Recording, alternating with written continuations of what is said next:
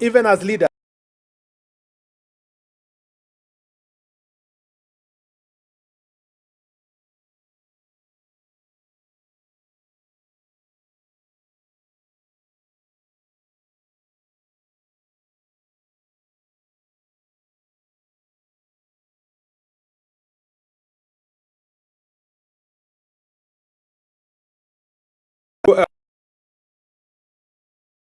situation.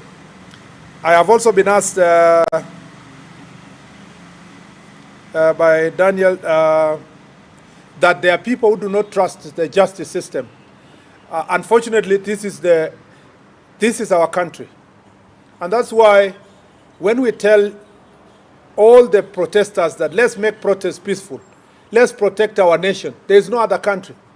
The same people who will say today we don't trust our justice system are the same people whom when we say we want to regulate protests, they will say no, you cannot regulate our right.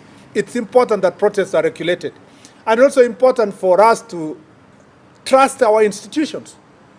The DCI and the police here have done a fantastic job to unearth so many cases in the country. We have the capacity and the human resource to make sure that we investigate and arrest people. And that's why I'm saying we will arrest. We have arrested already some who were arrested yesterday. Some will be arrested today. Some will be arrested over the weekend. But we want to make sure that all those people who are prosecuted, there is enough evidence, and we want to request the judiciary to work with us and work with the police, National Police Service, to ensure that all those characters are brought to justice. On the question of some people being escorted by the police who are goons, we will be happy to receive also reports from citizens to record statements so that if there will be such incidences where there was infraction on any part of government officer, of course it will be investigated in the right manner. But by and large, yesterday was a great success in terms of the police work, even though the destruction that went all the way to almost midnight. All these goons who were brought all the way from Muranga, some of them were brought from Nyeri, some were brought from Kirinyaga, most of these goons were left in town. Some were left in Thika Road.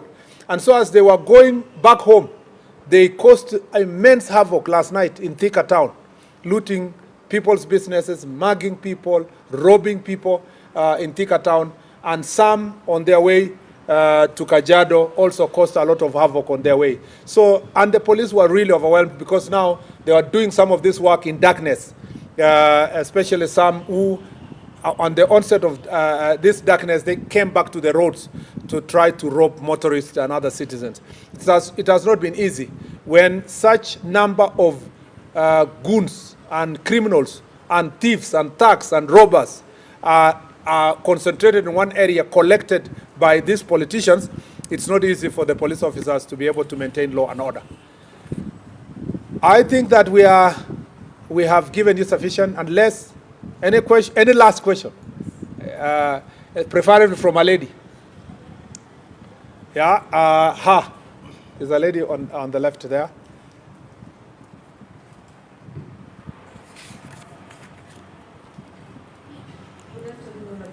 Good afternoon. My question would be from the Communications Authority about media houses broadcasting live protests.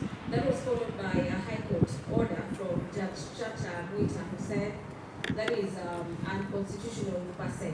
So what is your take about the live broadcast of protests and that directive by CA and that coming from the courts? Last one. Let me give the gentleman. He was really struggling to catch my eye.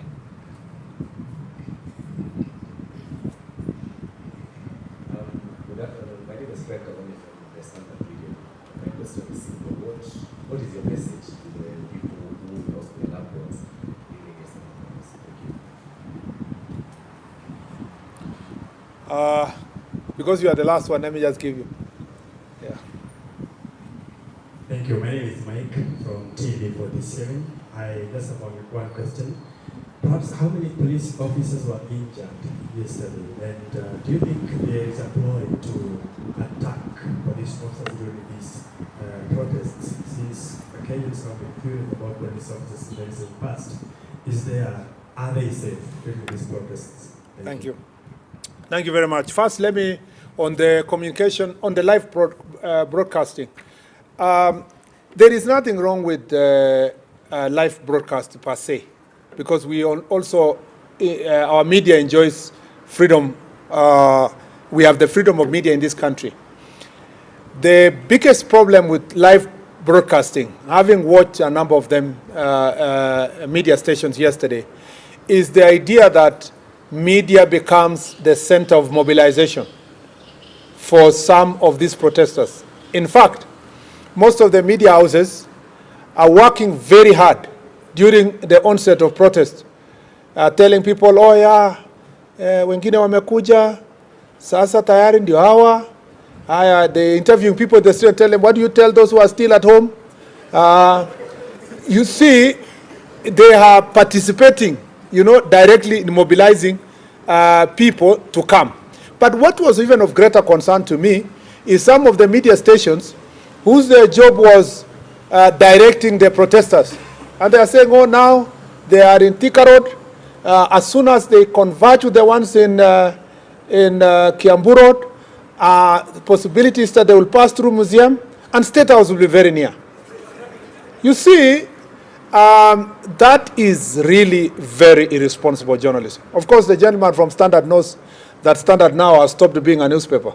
The headlines for the last 2 months or 3 months have always been about security and insulting people without resorting at one instance to ask for feedback from anybody, not even any person. Now they have these interesting headlines that pass judgment on the Inspector General of Police, the Minister, the President. Of course, the President lives on their headline. I understand the desire and the tough economic times for newspapers to sell. But that cannot happen at the expense of our country. And this is really of great concern to me, that the media houses were expected to have self-regulation. Apart from, at the end of the day, even the media houses are doing business in Kenya. If this country bans, just because you wanted to sell newspapers, you wanted to do media engagement, it's a loss to everybody.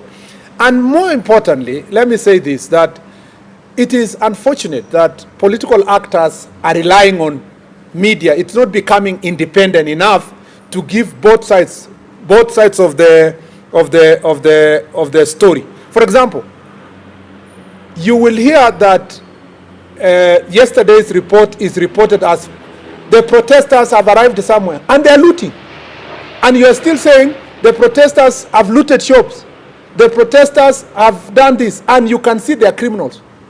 Meaning that the characterization of also the criminals, we are not taking the greatest responsibility as citizens. You've watched international media, except of course when they are reporting from Africa, and Nairobi especially, that they are very careful. When they are reporting about Israel, about America, about UK, they are very careful about their own countries. But when they come to our country, report it as it is.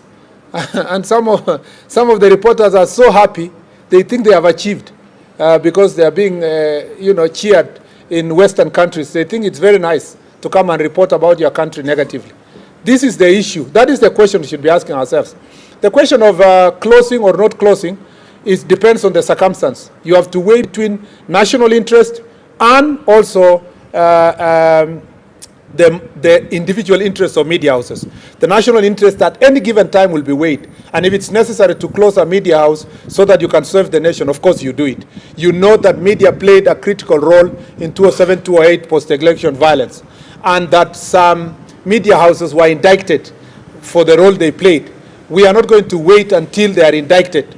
We have to take precautionary measures to ensure that we protect the country. And that is important, that we do so. Unfortunately, I don't want to discuss about Justice Mwita, because when the chips are down, when the courts in Kikuyu were banned, a court order is not there to save the courts. When 2007 and 2008 violence happened, nobody looked for the Chief Justice that you swore in the president. It is the people who held offices like mine who are held responsible. So it's my duty first to take care of my country. It is easy. I can suffer a court order I can pay for a court order and so forth, but I cannot pay for people's lives when they die. And I cannot return back the nation when it becomes a pariah state taken over by hooligans and gangs. So I would rather appear before a judge in a still working country and explain why I made a particular decision than to doubt myself and say, I cannot make this decision, and then tomorrow there is no country. There is even no judge to explain to. Because when this country burns, Justice Mwita and myself will all be the same. We'll probably be meeting in border between Kenya and other countries looking to be refugees. And I don't want that situation. I want first to protect the country, then the judge can pontificate with very beautiful statements when there is a peaceful nation.